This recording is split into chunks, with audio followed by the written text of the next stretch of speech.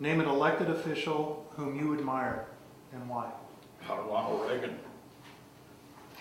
And I think it's pretty obvious. He was a great president for one. He was a great president because he could deal with situations.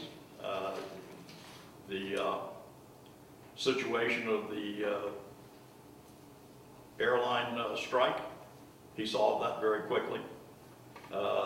Sooner or later, he got them to tear down the wall in Berlin.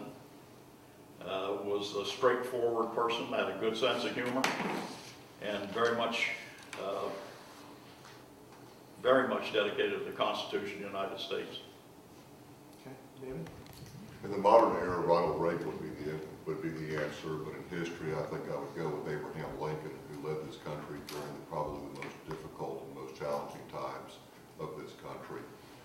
There's a book called Lincoln on Leadership, which is one of my favorite reads, and it's a short, easy read, but it goes into many of the thought process that he went through and some of our darkest hours in our nation's history, and some of the things that he did behind the scenes to try to control what was going on at that time, and then also try to rebuild the nation. So in our nation's history, I would go with Lincoln, and in the modern era, Reagan, absolutely. Okay, Well, I wrote down Abraham Lincoln because I'm a fan of Lincoln and I studied. But actually, for me, the leader that I've always been mesmerized by because of his charisma and his style was Theodore Roosevelt.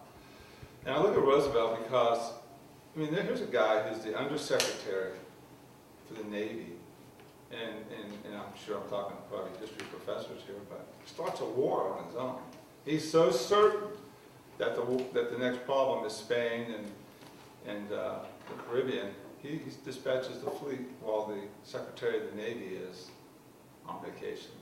And so what I like about him is he could make a decision. He could take the bull by the horns, and I think that's what you need as a leader anywhere. Somebody who's kind of a visionary, who's not going to be trapped into staying in a box. And I mentioned that in one of my answers, and maybe we'll get to it. But in this era today, with diminishing resources and increasing demands for service, I think the next sheriff has to be Theodore Roosevelt-like and say, use his bully pulpit, but actually make the changes that are necessary, notwithstanding what the howling mob might be saying at the